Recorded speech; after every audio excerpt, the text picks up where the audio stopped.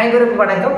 AB ஜோதிடர் ராஜ்வாரிலானந்தம் உங்களை சந்திப்பதில் பெருமகிழ்ச்சி அடைகிறேன். நம்ம இன்னைக்கு பார்க்க இருக்கக்கூடிய ஜாதக ஆய்வு வீட்டின் மூலமாக வம்பு வழக்குகளை சந்திச்ச ஒரு ஜாதகருடைய ஜாதக ஆய்வை நம்ம பார்க்க போறோம். இந்த பதிவுக்கு போதுக்கு முன்பாக இந்த சேனலை சப்ஸ்கிரைப் பண்ணாமல் பார்க்குறீங்க அப்படின்னு சொன்னால் சப்ஸ்கிரைப் பண்ணிக் கொள்ளுங்கள், கமெண்ட் பண்ணுங்க, நண்பர்களுக்கு பகிர்ந்து கொள்ளுங்கள். அடுத்தடுத்து வரக்கூடிய வீடியோக்குள்ளே நீங்கள் எளிமையாக பார்க்க நோட்டிஃபிகேஷனை ஆன் பண்ணி வச்சுக்கோங்க. இது ஒரு ஆண் ஜாதகர். இந்த ஜாதகருடைய இன்றைய வயது 39 வயது நிறைவடைந்து 4 மாதங்கள் ஆகிறது. இந்த ஜாதகர் பிறந்த லக்னம் மிதுன லக்னத்தில் இந்த ஜாதகர் பிறந்திருக்கிறாரு. இன்னைக்கு அவருடைய அட்சய லக்னம் ஏஎல்பி லக்னமானது அவருக்கு துலாம் லக்னம் சுவாதி நட்சத்திரம் 2ஆம் பாதம் போயின்றிருக்கு.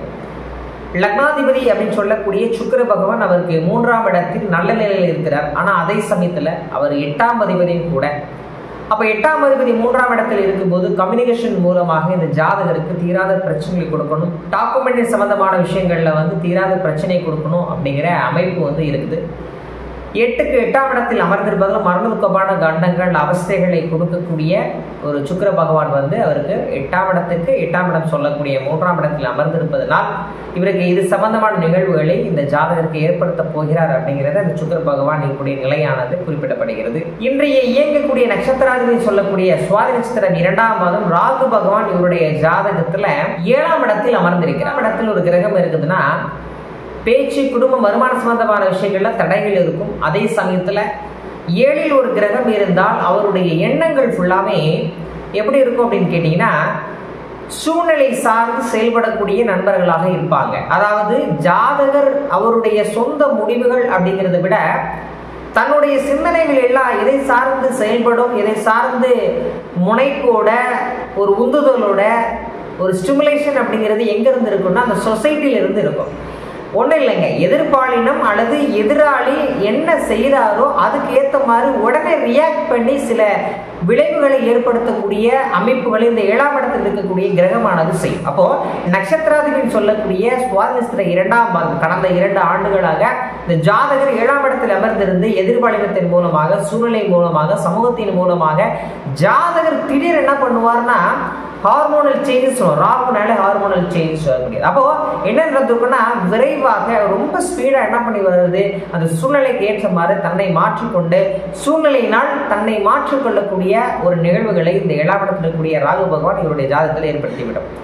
இப்ப இந்த சுக்கிர பகவானும் ராகு பகவான் நல்ல நிலையில இருக்கிறாங்க அப்படின்னு சொன்னா 6ஆம் 8ஆம் பாவம் இல்லாம நல்ல நிலையில இருக்கிறாங்க. அப்போ ஜாதகருடைய எண்ணங்கள்லாம் ஒரு பிரம்மாண்டமான ஒரு காணொலியில் போற இருக்கிறது இல்லாத மாதிரி கற்பனை பண்ணக்கூடிய தன்னுடைய மனைவியை சார்ந்து, சூழலை சார்ந்து, நண்பர்கள் சார்ந்துதான் செயல்படக்கூடிய அமைப்புகள்ல இந்த ராகு பகவான் 7ஆம் இடத்துல இருந்து ஜாதகருக்கு செயல்படுகிறார். கடந்த 2 வருட காலங்கள் சித்திரை நட்சத்திரம் 3-4 பாதங்கள் செல்லக்கூடிய காலகட்டத்தில் செவ்வாய் பகவான் லக்னத்தில் அமர்ந்திருந்து இந்த ஜாதகருக்கு வருமானம், மனைவி சம்பந்தமான விஷயங்கள்ல இந்த ஜாதகருடைய கவனம் இருக்கும். தன்னுடைய சுய சிந்தனைகள் மூலமாக எதையுமே யோசிக்காம அவசரமா ஒரு கோபத்தோட ஒரு முரட்டுத்தனத்தோட செய்யக்கூடிய தன்மைகளை இந்த லக்னத்தில் இருக்கக்கூடிய செவ்வாய் பகவான் ஏற்படுத்தி விடுவார். அது என்ன பண்ணுங்க கேட்டீங்கன்னா 4ஆம் பார்வையாக அவர் என்ன பண்ணுவார், 4ஆம் வீட்டை பார்ப்பார். 6ஆம் அதிபதி சொல்லக்கூடிய குரு பகவானை பார்க்கிறார். அப்போ கடந்த காலங்களிலே இந்த லக்னம் 2021 ஆரம்பிச்ச காலகட்டத்திலிருந்து இந்த ஜாதகம் பார்த்தீங்கன்னா இட சம்பந்தமான பிரச்சனைகள், கருத்து வேறுபாடுகள், வம்பு வழக்குகள், பிரச்சனைகளை, எதிர்ப்புகளை காமிக்கிறது. ஏன்னா செவ்வாய் பகவான் 4ஆம் பார்வையாக 6ஆம் அதிபதி சொல்லக்கூடிய குரு பகவானை பார்க்கிறார்.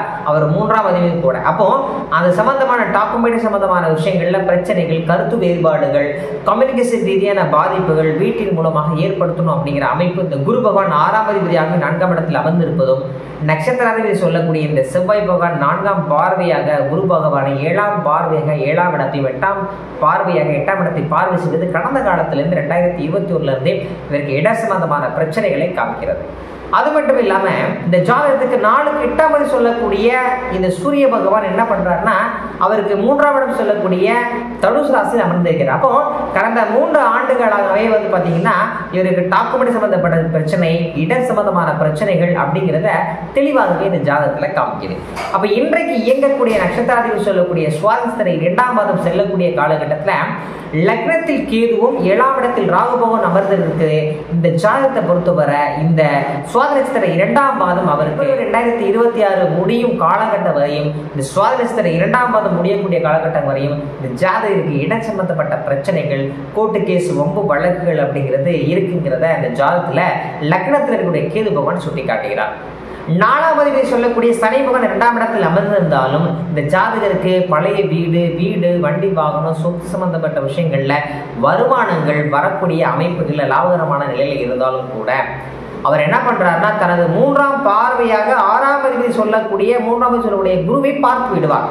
அப்ப அது சம்பந்தமான பிரச்சனைகளையும் இங்க சுட்டி காட்டுகிறது இந்த சனியினுடைய பார்வைங்கிறது. 8ஆம் இடத்தையும் 7ஆம் பார்வையை பார்க்கறதுனால தீராத பிரச்சனைகளில் இட சம்பந்தப்பட்ட வீடு சம்பந்தமான விஷயங்கள் மூலமாக சொந்த ஊர், பூர்வீக சொத்து, பூர்வீக இடம் சம்பந்தமான விஷயங்கள்ல தீராத பிரச்சனையை காமிக்கிறது.